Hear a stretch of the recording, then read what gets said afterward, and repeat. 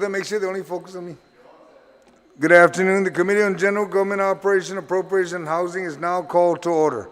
For the record, today is Thursday, June 25th, 2020, and the time now is 3 p.m. Notice for this budget hearing was disseminated via email to all senators and all main media broadcasting outlets. First public notice was issued on Wednesday, June 17th, and second notice was issued on Tuesday, June 23rd.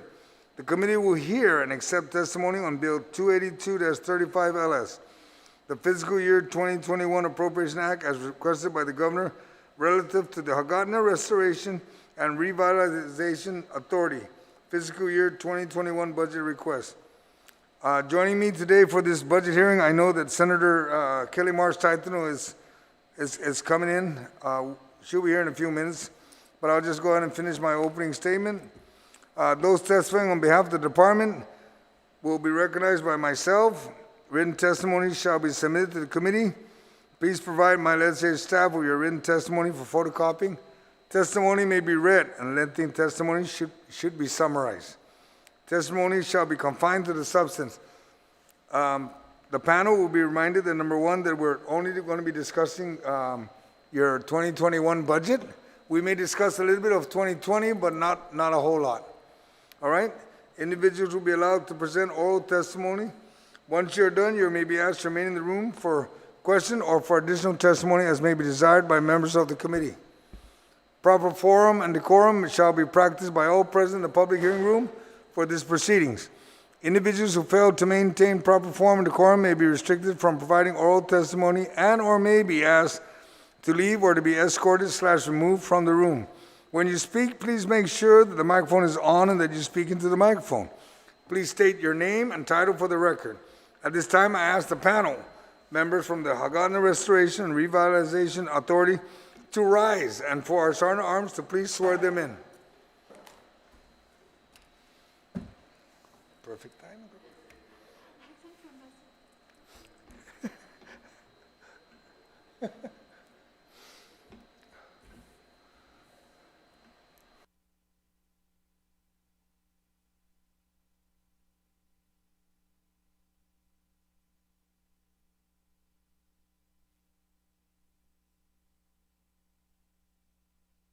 From the Hra Restoration and Revitalization Authority. Madam Speaker, please just join me up here, please, to begin her testimony. And we are joined today by the oversight chair of the Hra Restoration and Revitalization Authority and the Speaker, Tina Munoz Barnes. Please state your name and your title and then begin your presentation.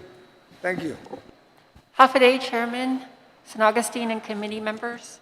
My name is Lacia Casil and I'm the Executive Director of the Hra Restoration and Redevelopment Authority. And testifying with me is Hra Senator nanong si Joseph Menu, Actu Official Administration pada Hra na malu dyan inadalantin Hra. Si Dios Masi for allowing us to present the HRRA. Is that okay? My glasses are fogging up. Si Dios Masi for allowing us to present the HRRA fiscal year 2021 budget request to the Committee on General Government Operations, Appropriations, and Housing on Bill 282-35. We do have a PowerPoint presentation, if they could bring that up. Okay, great. Next, please.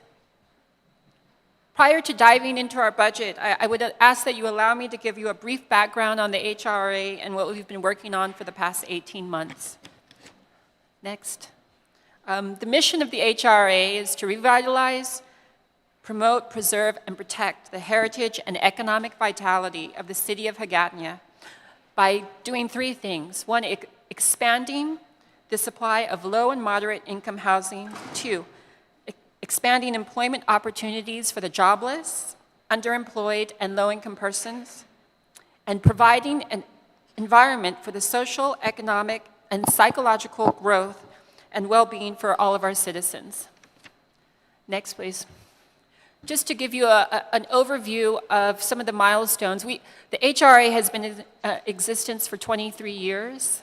We were created in 1997 with the passing of Public Law 24-110. We took the first stab at creating a Hagatna Master Plan in 2006, which was not completed. Only Phase 1 and Phase 2 of 4 phases were completed. In 2011, we were reorganized. Under the Reorganization Advisory Number 6, HRRA was put under the Department of Chamorro Affairs. In 2014, we took a second stab at trying to create the Hagatna Master Plan, which is the current one, incorporating elements from the previous plan. It was supposed to be completed in 18 months. And initially, there were only 2 workshops that were scheduled to engage with the community, but the board felt that even more outreach had to be done because the input from the community, stakeholders, and government agencies was so important for this project and the impact it will have for generations to come. Under the Leon Guerrero administration, HRRA was made autonomous again in 2019, and a new board was impaneled in July, and we've been working to rebuild the agency and complete the Hagatna Master Plan. And we expect to review the first 3 documents by the end of the calendar year. Next, please. Our Board of Commissioners is comprised of a diverse group of professionals that I have to say, I just want to give thanks to our Board of Commissioners. They've been working very diligently for the past year, since last July, to bring everything up to speed, make things more efficient and inclusive for all the stakeholders involved. It's been a pleasure to work under their direction. We also have 9 ex officio members that provide technical assistance for all of our projects, including DLM, DPW, DPR, the Comisión Fino Chamorro, MARC, GVB, DICID, Guam EPA, and GPT. Ideally, our staff should be fully staffed with six people. Next, please. But we are currently operating at 43%. There's only 4 of us in there right now. Next. So some of the challenges that we faced in 2019 in becoming an autonomous agency again, we were still under DCA and Executive Order 2019-02 separated us. So in the beginning, we had no office space, we had no equipment and supplies. There was a lot of misinformation about the Hagatna Master Plan. I'm sure everyone has seen the video. We had very few records of previous board meetings. Staffing was an issue, and educating our staff about the plan. So last year, we created all new accounts for HRRA and operating procedures. GITA offered us temporary office space and sharing of some equipment. The State Clearinghouse offered us some equipment. And we began an ambitious education plan, or education campaign for the Hagatna Master Plan, which included meeting with all of you, meeting with the community. We went out and did presentations for the Rotary Club and different organizations. The current board, when they were impaneled in July, they had to sift through what they could of notes from all the previous board meetings, and basically they were starting from the ground up. But to date, all of our board meetings are current. All of our audio recordings have been posted on the OPA. So that's a big accomplishment for us. We had a computer operator transferred from DOE, who's now working with us, training to be our administrative officer. He's doing an excellent job. Oh, sorry. We had a planner 3 transferred from DLM to assist us with planning of the city. And we've had extensive training workshops for our few staff. As you know, we only had 1 planner prior to that, and there was so much institutional knowledge that he carried that we just, we had to extract that and kind of distribute and make sure that all that knowledge is saved. Next, please. So I just want to give you a brief history on the budget history and funding of HRRA. Next, please. Backtracking over the past 5 years, you can see that we've only been funded for salaries and rent for one person under DCA.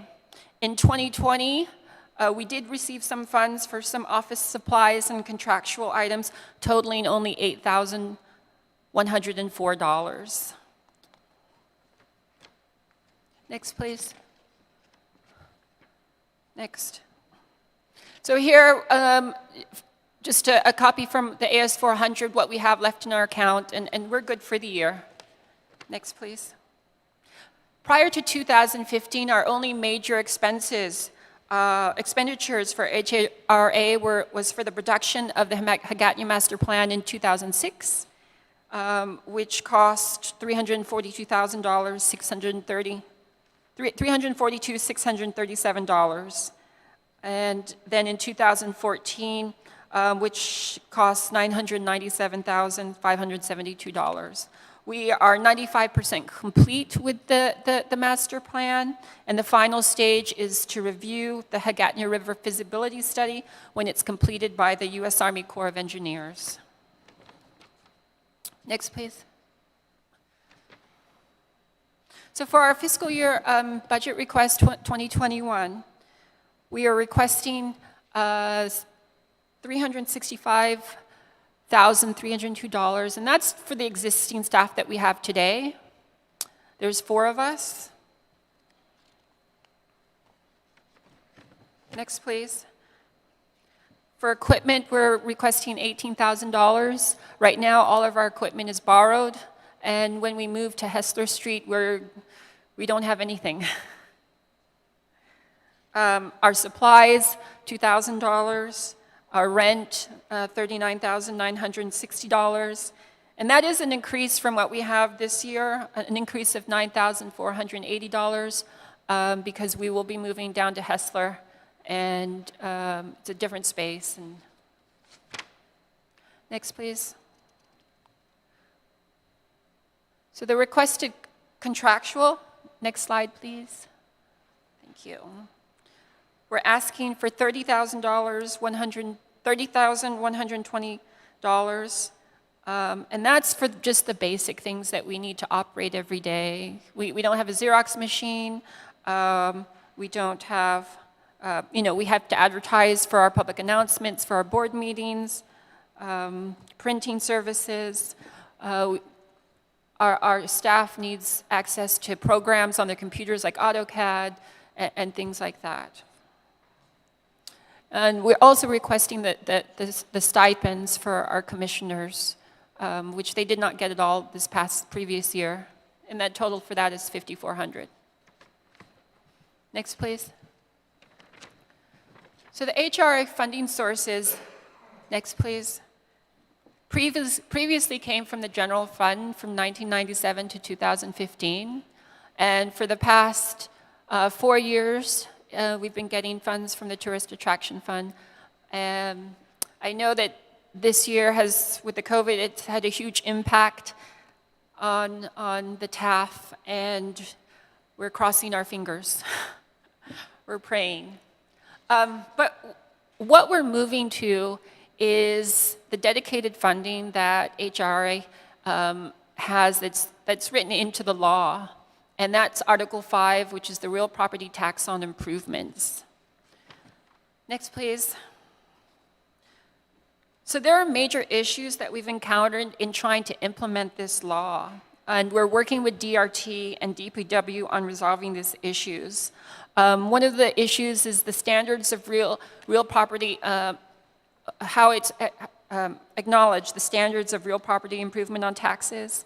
There's an inconsistent application of real property improvement for taxes, and inconsistent reporting of real property improvements with DRT. And so the solution, some of the solutions, we're working on right now is coordinating with DPW on improvements and creating these standards for recording the real property improvements, and coordinating with DRT to establish an account to receive the real property tax on improvements. Next, please. So this This is a list of the properties in Hagatna that have been reported to DRT as having improvements. But there's only 15 going back all the way to 2000.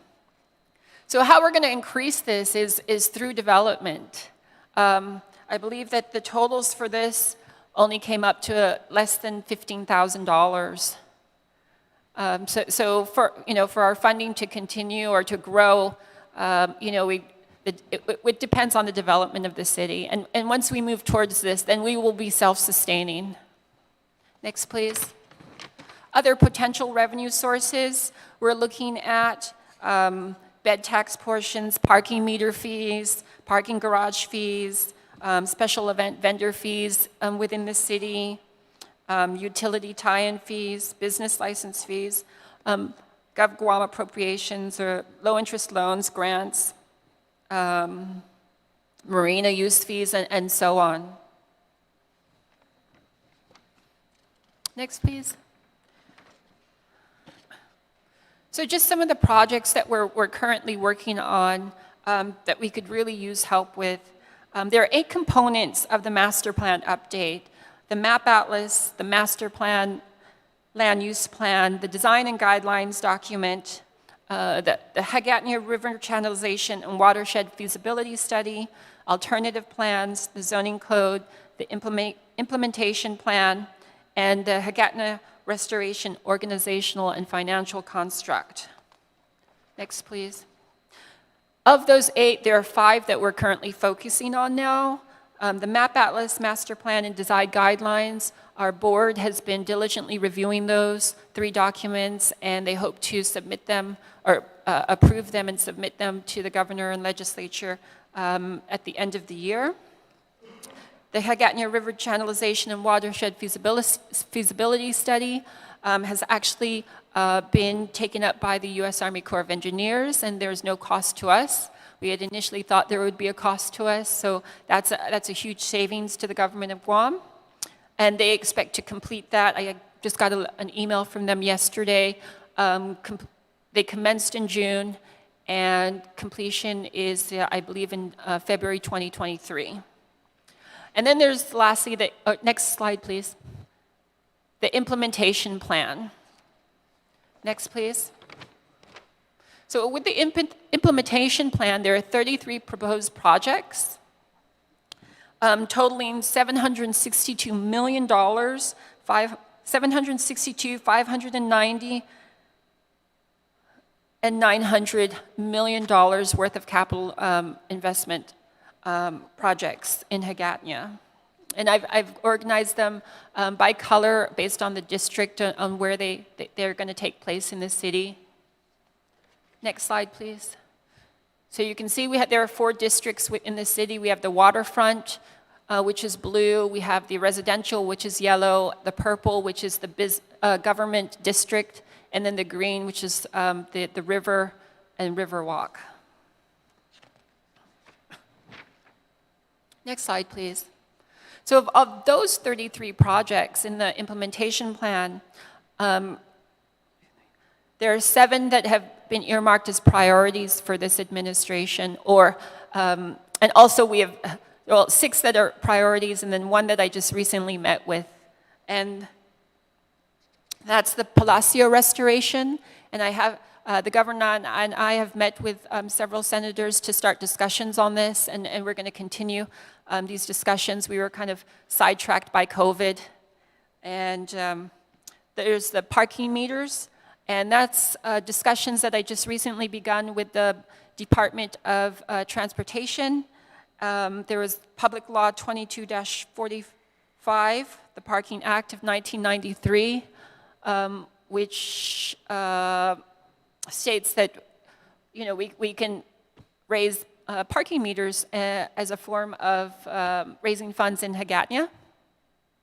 There's the Land Resources Building, which was established over a decade ago, and we're working on an MOU with the Department of Land right now to take over as the project managers for that. Also, a priority for the governor is the Governor Manuel F.L. Guerrero Administrative Complex. Again, the Hagatna River channelization, and then reestablishing and marketing Hagatna as annual events that were prior to World War I. And I included the Caja Gallery just in here because I recently met with the new director, Ms. Gillette, and we were talking about a place for Caja, and I produced some renderings for her that were created about 5 or 6 years ago that she didn't know about. And that's what we're here for, is to work with the other agencies and helping them to realize, you know, their mandates in Hagatna and work with them. And just to sum up that, the total of all these projects is $76,336,177 million in capital investments. Next slide, please. So I'm just going to briefly go over this. These are the different projects, and you can read about these. There's the Palacio, and the slides give information on the costs and who the agencies that we're partnering up with. Next slide, please. Next slide. This is information on parking meters, another source of revenue for us in Hagatna. Next slide, please. This is information on the land resources building. Next slide, please. And here we have information on the governor's administrative complex. Next slide, please. More information on the complex. And again, this would be done in phases, not all at once. Next slide, please. It's more information on the complex. Next slide.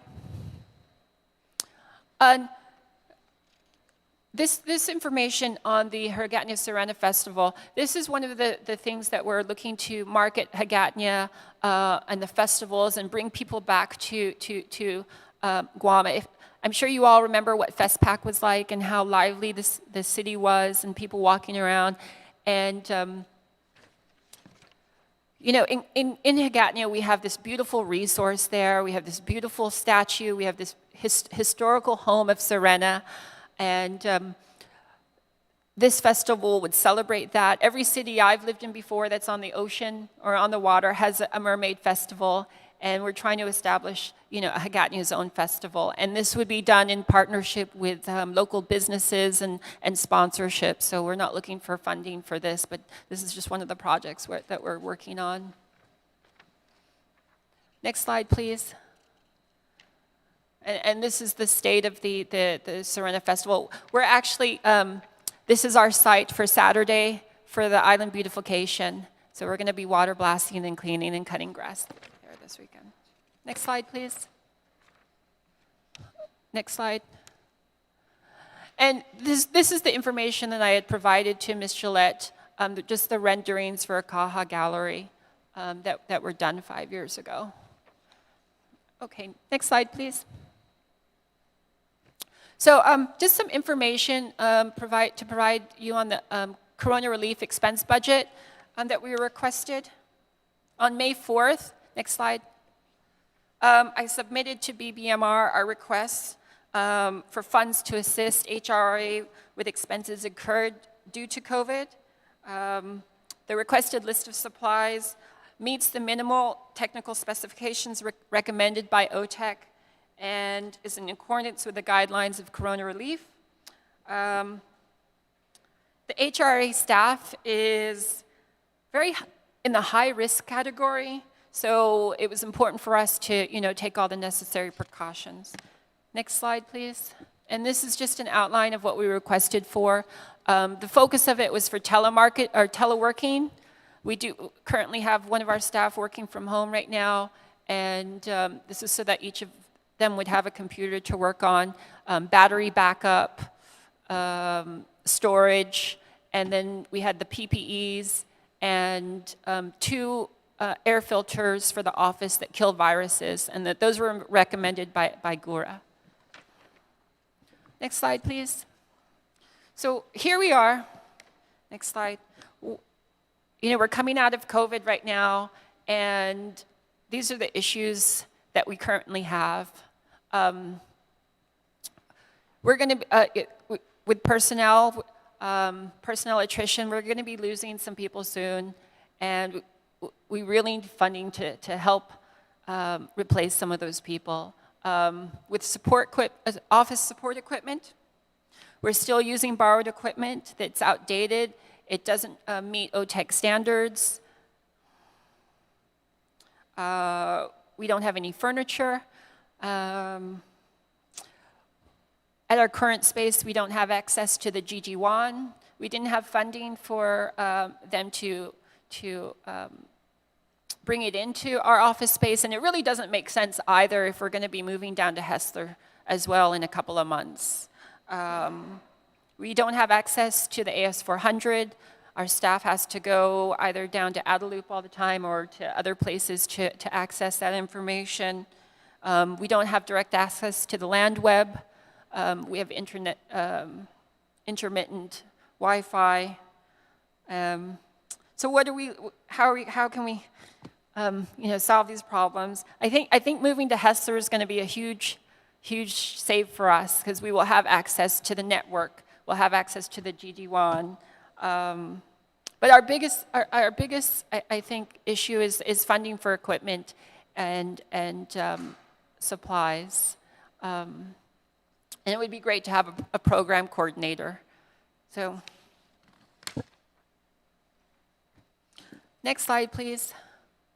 We do have some short-term issues that we're hoping to accomplish in the next 3 years.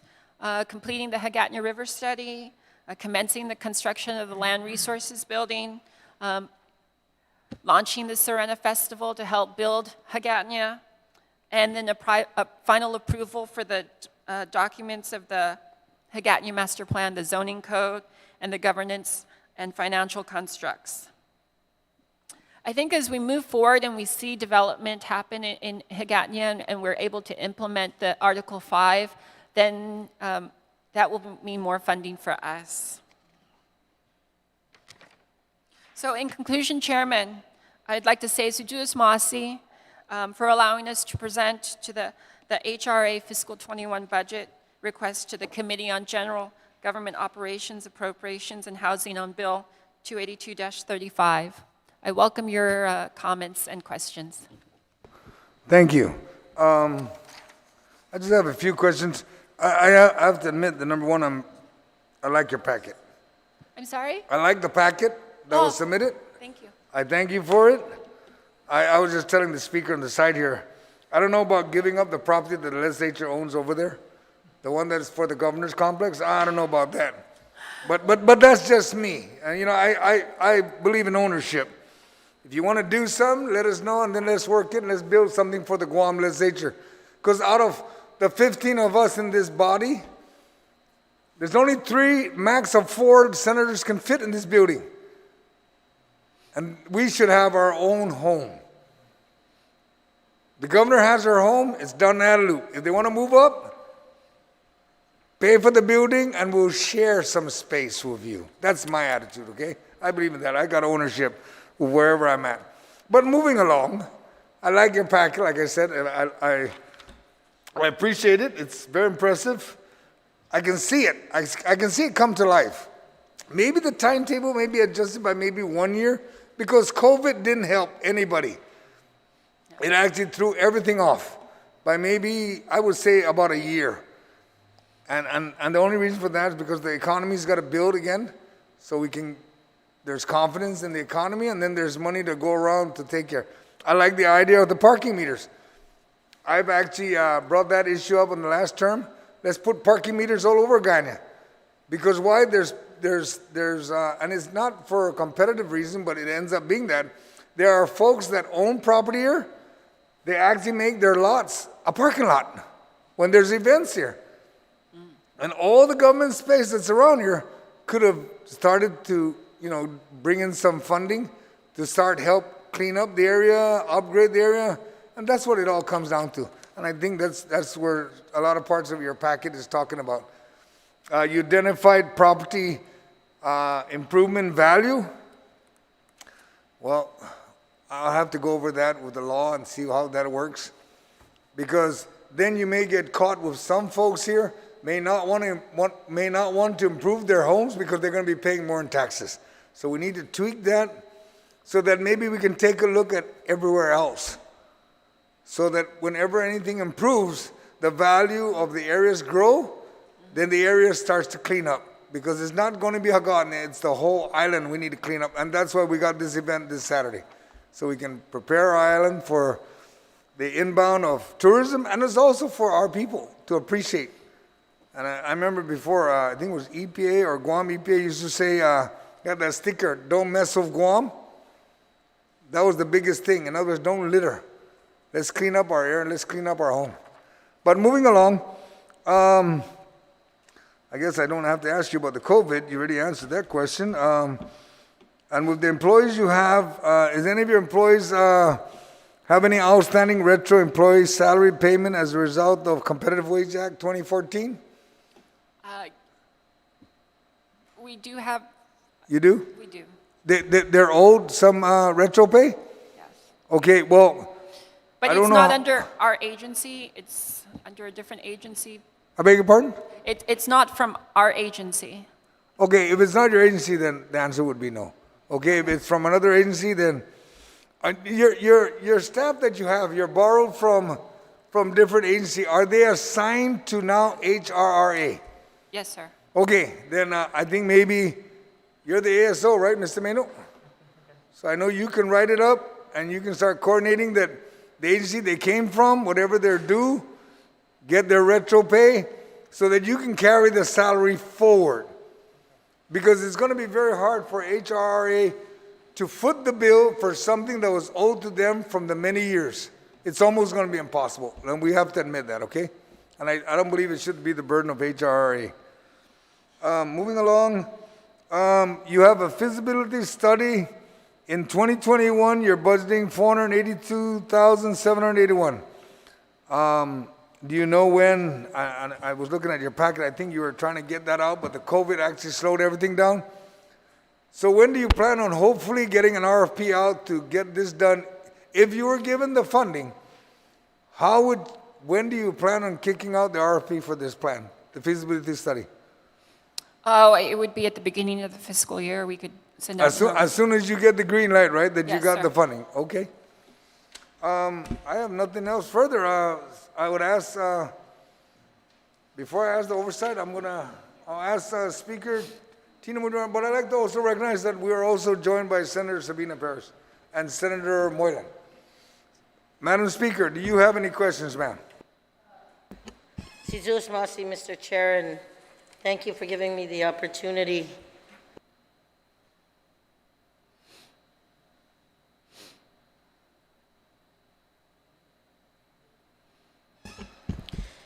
Thank you for giving me the opportunity to speak and ask a couple of questions to the panel from HRRA. Thank you, Lazia and Joe.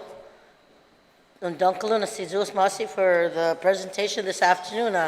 I must admit I'm impressed at the presentation and the breakout of how HRRA is going to move forward and the active participation from the Board of Directors.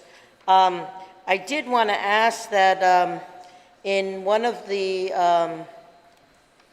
slides that you presented, you showed a breakdown of your organizational chart, and it shows that HRRA has 9 positions listed, and out of those, 4 are currently filled, and 5 are listed as vacant. So in other words, right, there's 55% of the positions at HRRA are vacant. With Correct. that said, what has HRRA done to get the positions needed filled? Are you actively recruiting? Is there, what are you doing? We had submitted in our request to BBMR, but through the direction of BBMR, they limited us, they capped us on what we could submit. So, and then with COVID now, we have received direction from the governor that we're just supposed to hopefully move forward with the basic, because our funding does come from the TAF, and I know it's been deeply affected, so we're just hoping to scrape by next year. And yes, ma'am. Okay. Thank you, Lazia. Also says that based on this budget digest request, the majority of the funds are going to the operations, with the bulk of it going to contracts. So with that said, what is the status of you gave us a couple of the breakdowns of the studies, like the Riverwalk and that, and so there are 4 studies for HRRA, am I right?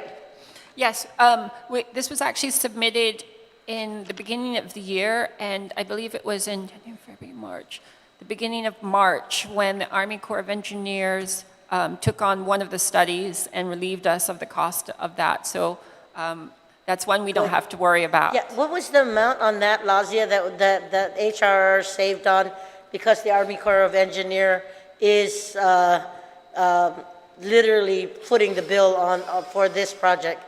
How much did HRR saved?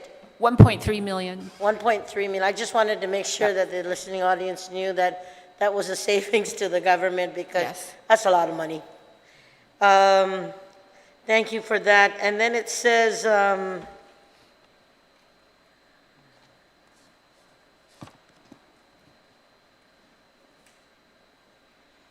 okay, so I want to note that, and I know you mentioned it earlier, that the different funding sources that are supporting AHRA, you and I know that a big component of that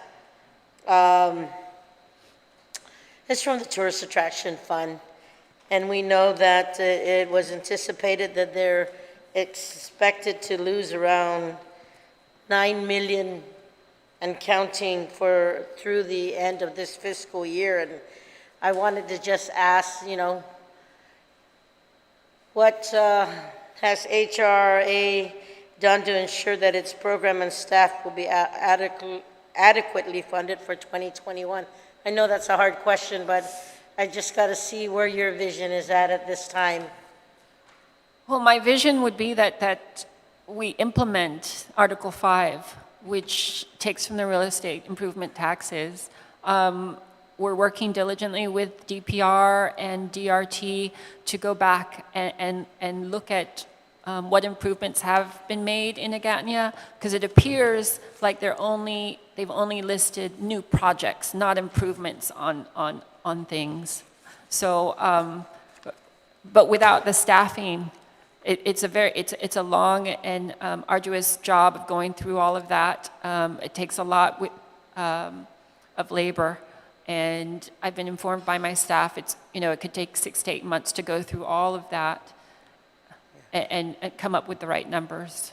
So as we look at the real property tax on improvements list that was provided through your presentation, and it's showing only 15, whether it be residential, condominium, agriculture, or apartment complex. You even have an agricultural farm building here. I think you said 15, right? Yes, ma'am.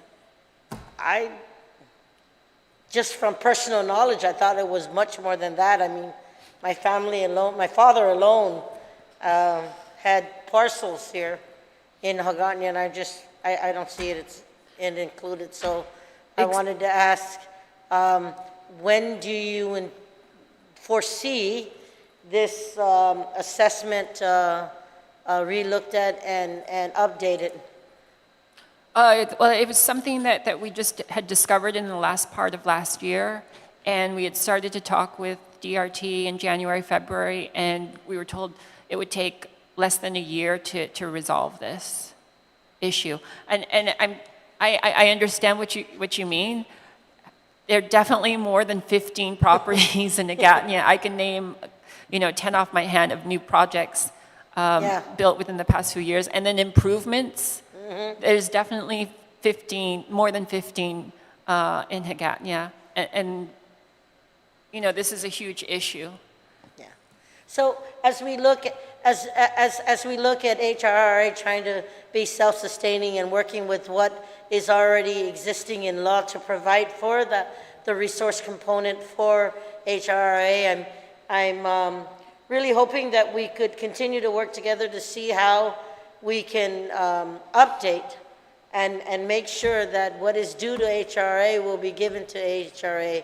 And I know we've got some, I mean, we've spent millions of dollars on a master plan that should do good, as Hagåtña is our capital of our beautiful island, and we want to bring that synergy back. I've always worked on it, even when we were in the nonprofit organization of Hagåtña Redevelopment, and we helped get the project for the 17 different historic sites within the Hagåtña area, and working closely with that nonprofit, we garnered over 2-point-some million to get the history noted on the billboards and the park seating and on the 17 different sites. And I just know that there's so much more to offer here on our capital city. So, Mr. Chair, I want to say that HRRA continues to have their work cut out for them.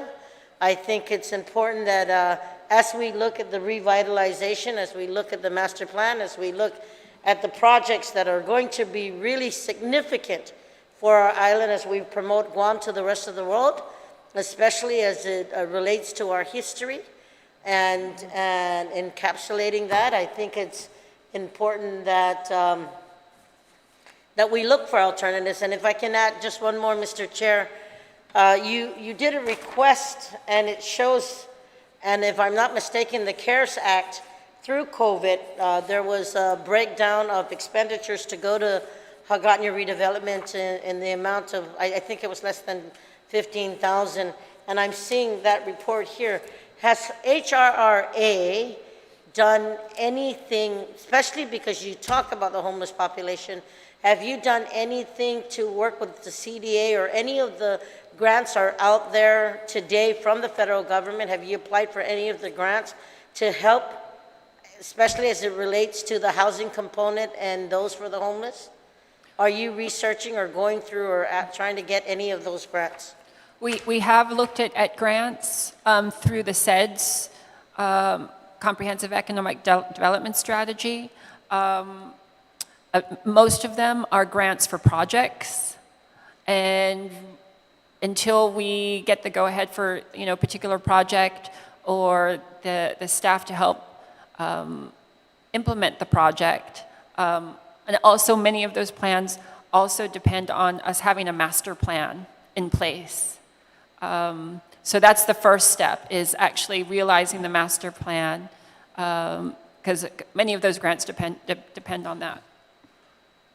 So right now, so the question is, right now, you have not applied for any other possible grant out there coming from the CARES Act or the stimulus programs that are out there.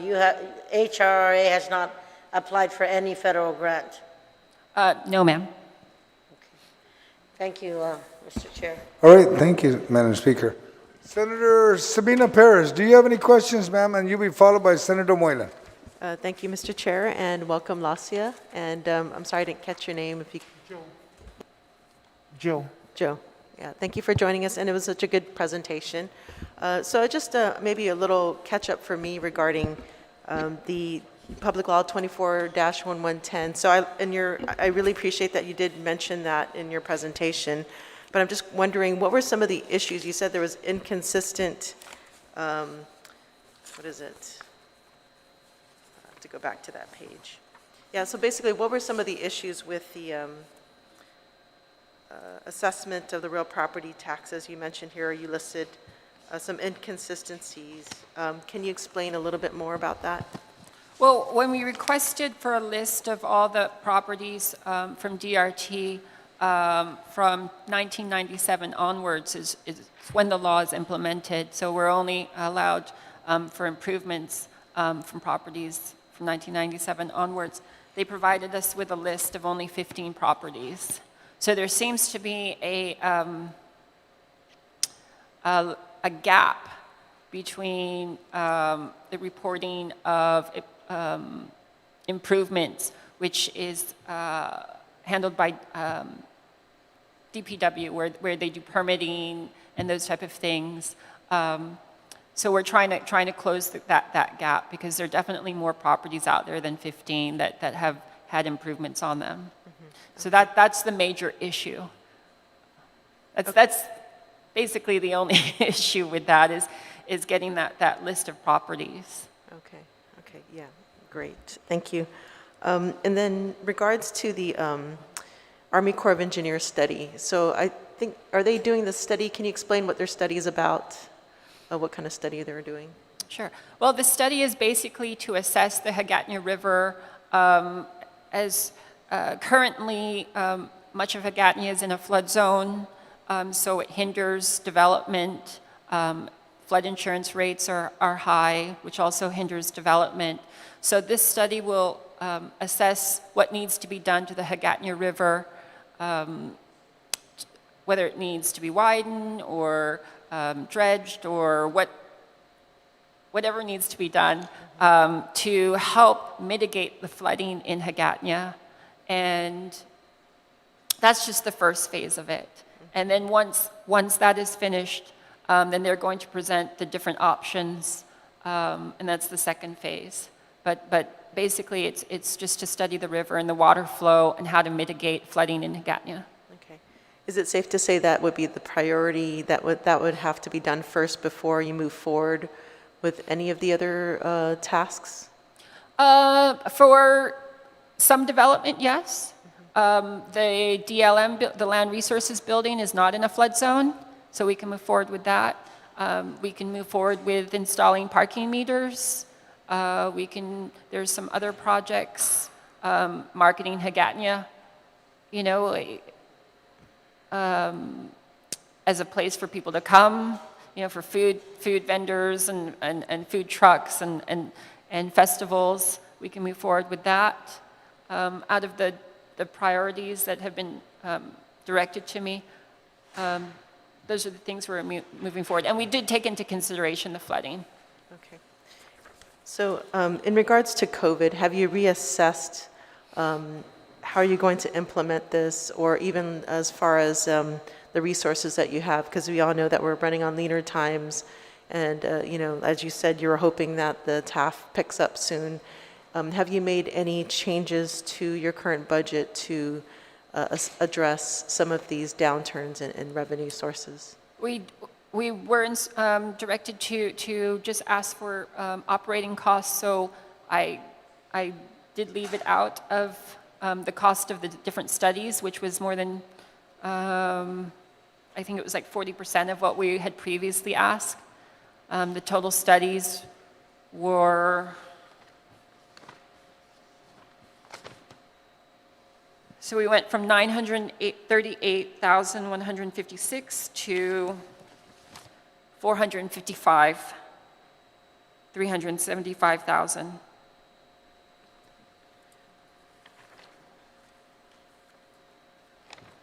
Okay, so does that cover the priorities on the list? I believe you mentioned there were, I think, 4 priorities. Yes, that would be the 455,000, 100,000, sorry. 100,000 would cover just our salaries and operating costs, our rent, equipment. The biggest thing I think we need is equipment. We didn't receive any funding for equipment last year, and we're all working on borrowed computers, our personal equipment, outdated equipment, and if we do move, or when we do move to Hessler, we don't have any desks, we don't have any chairs. Okay. Yeah, but I'm just wondering, have you taken a look at the budget that you're presenting and see if you can downsize some of these things, considering the funding sources are not as strong? So I'm looking at, you know, computer costs, even like, I think there was travel too as well, if I can recall.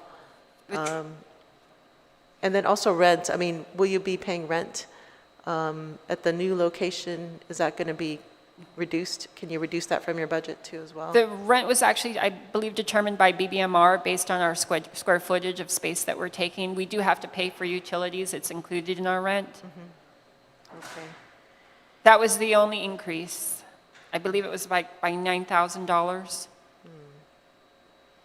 Yeah, so just maybe if there's a way that you can address, maybe because TAF is down, is there a way to readjust the budget in looking at what revenue sources that you have? And as far as implementation for the 24-1110, how soon do you think you can get that implemented? Again, we're looking at about a year. We need to go through, and it's, the main issue is having the resources to do it, having the person in our office to do it. Right now, there's only 4 of us, one may be retiring soon, and the other person needs to work with DLM. We're a really small office. You know, when we're asking for a 50% increase in budget, we're going from 1 to 2. You know, we don't have a lot of people in our office. Okay, thank you, Lacia. Thank you, Thank you, Senator. Mr. Chair. Thank you, Senator Parrish. Senator Moreland, do you have any questions, sir? Thank you, Mr. Chairman. Thank you, Lacia and Joe. It's a really good presentation. I appreciate that. Thank you, Maybe sir. one day I can look at the chairman's color version, because that's nice. But I enjoyed your slides. Thank you. I was wondering how you're going to do your presentation, but you answered a lot of my questions. And really, since this HRRA started in '97, and here we are 23 years later, and still trying to put it together. But you gave it your heart, so I appreciate that. And I'm following along, and I wish it does come to fruition. But your challenges, as you explained, all these issues, you're really starting with nothing, basically, and you're doing your best, and you reached out to, I mean, the issues that you have on 2019, the challenges you got, what have we provided you with? You're basically working with almost your fingers, right? And you did reach out to all these other agencies, and you're asking for help. So, you know, it's good. You're asking to borrow something, and you're not ashamed. So, you know, you're giving it a good shot to make it work. The speaker mentioned a big portion of that budget is the tourist attraction fund. You know, we're hoping for the best, but even if we open up on July 1st, when would they actually come, right? And how many will come, and how consistent will they come? And hoping that we satisfy their protection against the COVID-19 while here, and how they return back. So we are hoping for the best. So, you know, with your plan, I was just wondering, how are you going to do this? But you identify potential revenue sources to be self-sustaining, and how you're going to pay. But of course, we got to get our economy to get back, so those revenue sources can actually exist. But when it does come back, then that's perfect. You're identifying a fund to help, and again, will look beautiful. Your implementation priorities, I think you said that would total like $76 million. So, you know, it's a good investment, and some turnaround on that of what would happen. But in the meantime, the one thing I really hope that happens for this year, or the fiscal year, the next budget, is that first annual Hagana Serena Festival. I think that's an excellent plan. And as we bring back our tourists, I'm sure the new president of GVB would really promote this as well, to, you know, get the tourists on over here. And as we clean it up, that's a great idea, to clean up the Serena Park. I volunteered too, so maybe that's closer to my office, so maybe I'll join you guys on that one. Thank you, sir. But you know... You can join our committee. Yeah, thank you. But the issues are still there, and you need help now. And I really don't know how we can do this, but moving to the Hessler building, at least you're closer to the people that you can borrow pencils and papers from, and that's helpful. So I really don't have any questions other than acknowledging you gave it your best shot on this presentation. If we had the money, I would love to see Hagåtña restored to how this would really look, because I know it would really make a difference and attract people and rejuvenate Hagåtña. But for now, we're in the budget period and we'll have to figure this out. But thank you, Lacia, and thank you, Joe, for your presentation. Thank you, Mr. Chairman. Thank you, Senator Moreland. Senator Parrish, you had a follow-up question, ma'am? Yes, thank you, Mr. Chair. It's just one more question about procurement. So is there anybody in your staff who has taken all 4 modules at GCC for procurement? So, because that's required under law to procure anything, they need to go through all 4 modules. I believe Joe Santos has, Joe Santos has. Oh, okay. Yes, he has. He has all. Okay, great. Thank you. Thank you, All Mr. right, Chair. thank you. And Lasha, I wanted to stress that when I mentioned the packet, I like the packet. If we could figure out a way how to implement some of the parts of the revenue generating programs, and maybe figure out a way that when it generates, it'll be put in a lockbox, the money, so it'll be used when you need to use it. That's something to think about, okay? So, Senator Kelly, the Oversight Chair of Hagåtña Restoration and Revitalization Authority. Ma'am, you have any questions, ma'am? I have a couple. And Sedus Masi, for you too, for coming down here, putting together a very useful presentation. You broke down, as was mentioned by the chair, you broke down the information so that we can sort through it very easily. So we really appreciate that. And then I also want to thank the other senators who came here. We've been going through a lot of these budget hearings, but I do have to commend the chair that we're going through each and every one. So that's important to give everybody kind of their day to be able to explain and present. So with that, let me go ahead and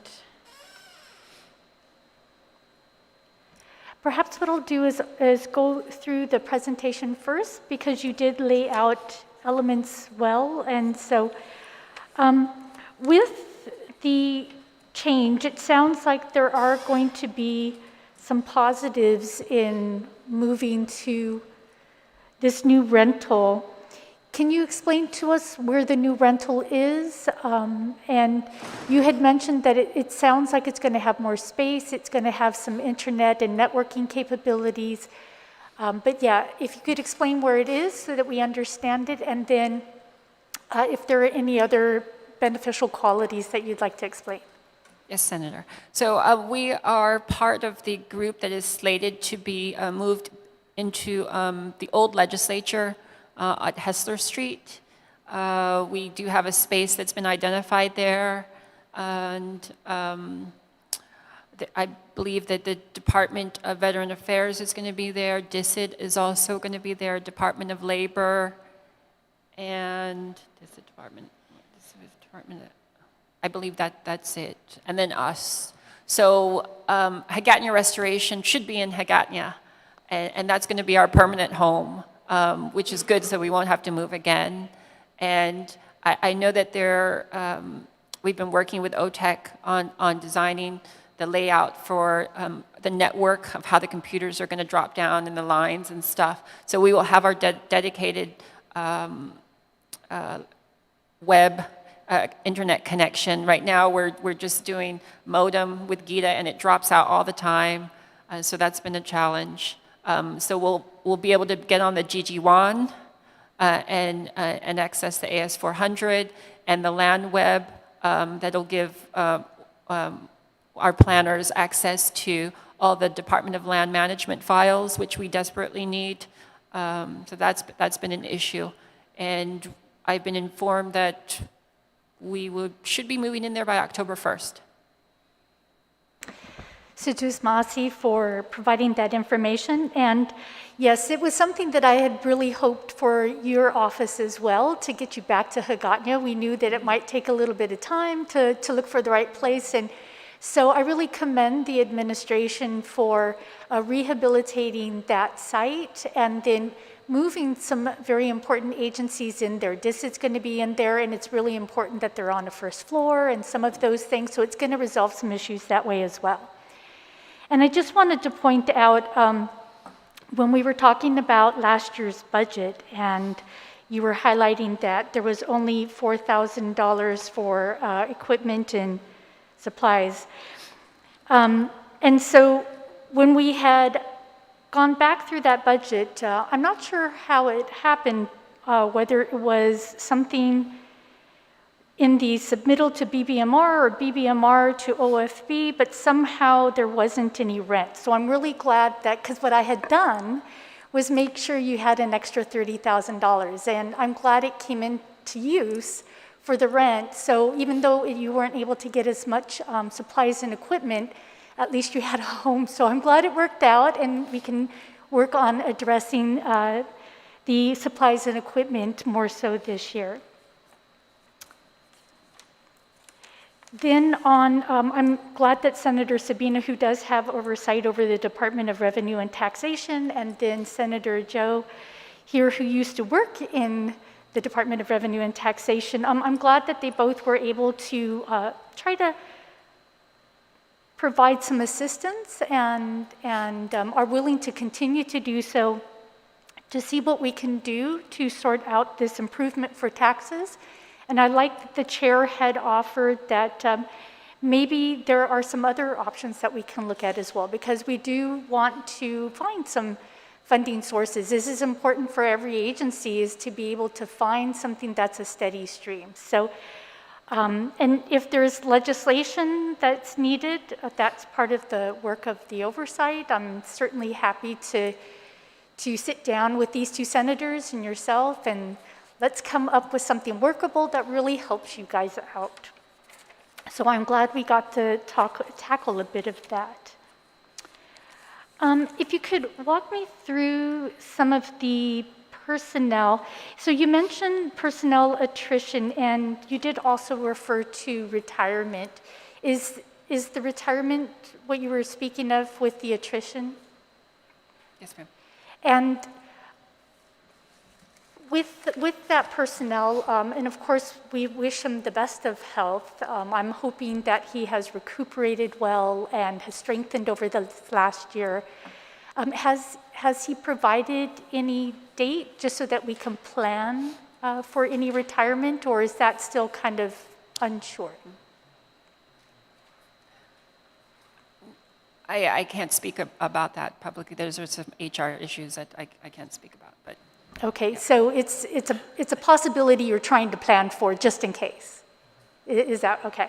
Yeah. No, because that's what this budget hearing is all about, is let's get ourselves as prepared for next year as possible. So it's good that you have that in your sights, so that if anything comes up, we are going to be taking care of it all together.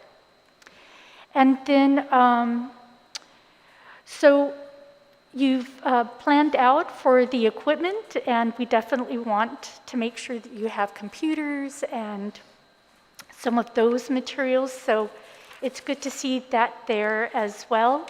And then I see that you updated your calendar, which is very helpful. I know some of the things, as Senator Joe was saying, that we're having to push some of these things back a whole year. And so I see that you've updated that calendar, which helps us understand what the next year is going to be.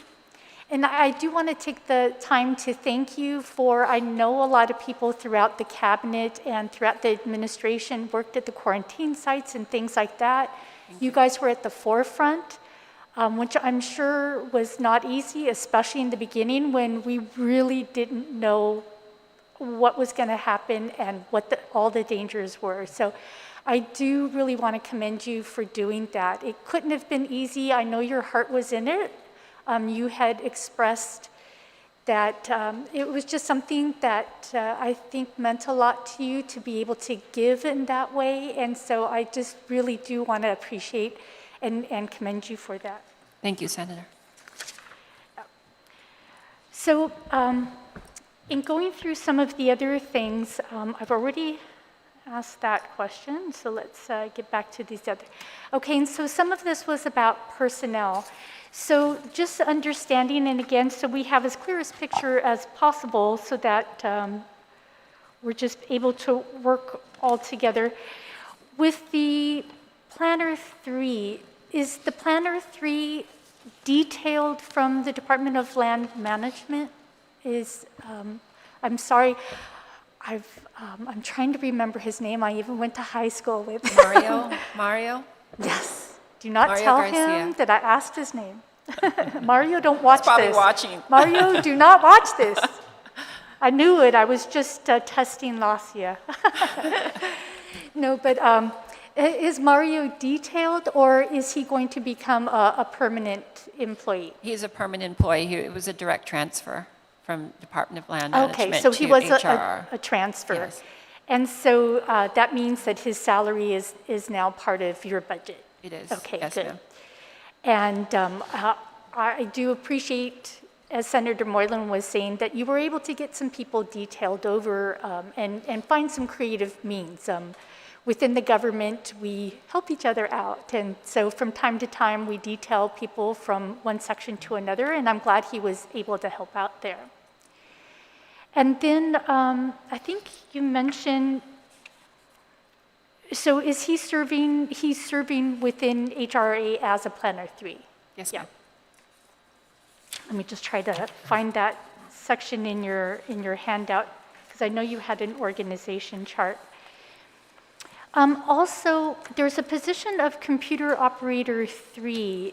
Is that Mr. Meno, or? That is Mr. Meno. He was transferred as Computer Operator 3, so we have to include that in here. And he's training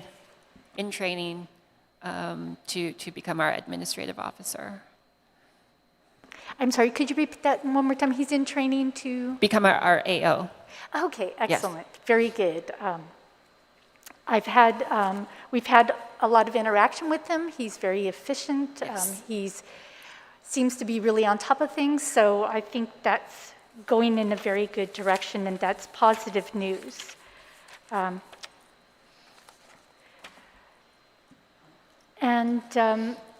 With the travel, I know that Senator Sabina asked for it, about it. Is the travel still in your budget, or is that one of the elements that is not? It will be eliminated Okay. moving forward. Yes, ma'am. Okay. So, and some of what I was also interested in, because it has been a very eventful year. It's been reestablishing yourselves as independent from the DCA superstructure in a way, right? And so I know that a lot of restructuring has had to go on at the same time. So some of that, if you could let me know how far you've gotten with developing the standard operating procedures for the office. Has that gone underway? I know I sent a letter in January of 2019, although you didn't have a board yet, but you've had a board for a while, but then there's the COVID. And then I followed up, I think, in January of this year. So if you could outline where you are at with the SOPs for the office? Sure. I think that my chair had responded to you on that as well. And just reflecting on your response, is that we're not really a customer-oriented agency, and so we don't have those typical standard operating procedures of dealing with one-on-one customers. We're kind of a project by project, working on that basis, and it's still a work in progress. And it's going to be brought up at our board meeting next week. That's good to hear that you're making progress with it, that the board is involved there. And so do you have a timeline, or is that some of what you think will be discussed with the board, kind of like a goal for when those will be in place? I don't have a timeline right now. I know that we've been working on getting a lot of things up to speed. We now have a website. We have all of our records and meetings and minutes, which prior to 2019 had not been done. So that's been quite an effort. All of our recordings are now with OPA. So we're creating the structure. We're almost there. We're almost there. And then with the addition of the new staff in November, December, having the AO to help us, it's only been a few months prior to COVID, so we're building upon that. Very good, and I agree with you. You have a very active board, so I'm really glad that the administration made the choices that they did, and that they are as diligent as they are. And so I know that you guys are moving along with incorporating the reviews that you've gotten and getting the master plan together so that it can start making its way at the right time through the next phases. So that's good. With the procurement training, do you know with Mr. Santos when he went through that procurement training? Is that something that he did this last year when they set up the four, she's not here, the 4 modules, or was it prior to 2019 to your understanding? I believe it was prior to 2019. Okay, and then with his possible retirement, is that something that your AO will potentially be going through training so that you have that person in hand? Oh, absolutely. I know that there was some training that was scheduled in January, February. Can you speak about that? There was a training that was scheduled in March, but due to the shutdown, it has been canceled until further notice. I have been following up with DOA as to when would be the next, and I was informed that we are already reserved for those spots. So I'm looking forward for that next training. Excellent. I know that procurement can be quite detailed for the government of Guam, so that's very good to hear that you're right in line for getting that training, and we look forward to you continuing to go through that so that if 2 people are trained there that have that understanding and ability, great. If one does retire and you still have one, I mean, at least your bases are still covered, so that's very good. With the earlier question about the housing component and mentioning working with SEDS, and so working with SEDS is very good. There are, I think, 31 projects potentially, and so that effort has been good. We don't need to get into too much detail here because, this is really more about the budget. But if I could just mention and encourage that because there is that part of the legislation to deal with low-income housing, it was specifically apparently a major goal of that legislation to be able to figure that out somehow. And we are having this issue with the homeless, that there is that task force for the homeless. It might be good. I know you're very good at networking and so forth. And so maybe if you could reach out to the homeless task force and just keep an eye on what's happening. I've heard over time, but with the task force and this changing landscape of ours, what I heard many months ago may be quite different. I had heard that they were looking at places in the north and other places, but I think it'd be really good for you to stay in communication with them because since they are in here in Hagåtña now, and to know what their plans are so that you can be figuring out if it's going to be in Hagåtña, then you guys are in communication with each other, or if it's not, at least you know, right? And then the other is having some discussion with HRRA because they would be great in helping you maybe figure out some of that low-income component to the direction that you guys are going in according to the guiding legislation. And So to get to what the chair mentioned about some of the development there, one of the things as well, and this is for the board to, this is in their realm of thinking, but there is a limit to the floodplain. And one of the benefits I know that we're looking forward to from the Army Corps of Engineers is whether that floodplain zone is going to be, whether it's going to be drawn out differently. Like, is it going to be smaller? Technology was so different in the 70s when I think it was first done. So they might be giving us some good news. There are parts of Hagatna already where we could be developing. The legislature building, according to the Mr. Chair's strong desire. But the administration building, I believe, is just right outside the flood zone, and there's the Department of Land Management building as well. So there are a lot of good options, and there are plenty of things, big and small, some of which you mentioned, and then some of these are kind of bigger that could be moved forward that are already outside the floodplain zone. But, again, that's for your board and you guys to consider. I'm just kind of here to promote the chair. I have to answer to him a bit, some of his thoughts.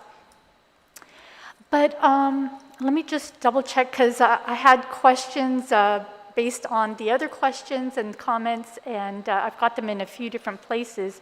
I think that covers everything, but let me just check one more.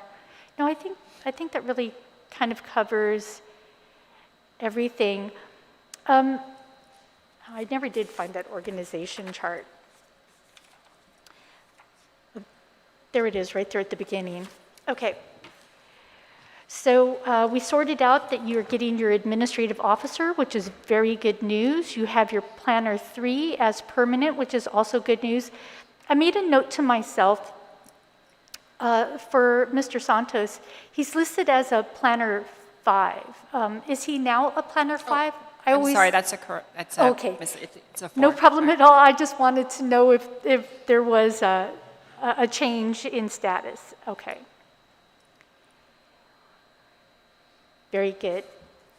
Okay, well, I think that really covers everything. And then you've given us information for the committee and the chair to be able to look at. And yes, we'll do what we can. And I think you're going to have a very good transfer next year and get yourself settled in what is hopefully a permanent home. And I think that will be a really big development for you. So I look forward to that. Sidus Maasi, Mr. Chair, and to both of you for coming out. I know it's not always easy to prepare all of this and so forth, so we really appreciate the time and attention you provided to it. All right, and thank you. Thank you, Senator Kelly. The committee will conclude this budget hearing with the Hagatna Restoration and Revitalization Authority on Bill 282-35, LS. Please address your written testimony to the Committee on General Government Operations, Appropriation, and Housing and submit it via email to Senator Joe S. Augustin at gmail.com. Sidus Masi for your attendance and participation in today's hearing. And for those at home, thank you for watching. The budget hearing on Bill 282-35 LS relative to the Hagatna Restoration and Revitalization Authority is now adjourned at 4:18 p.m. Thank you and have a nice day.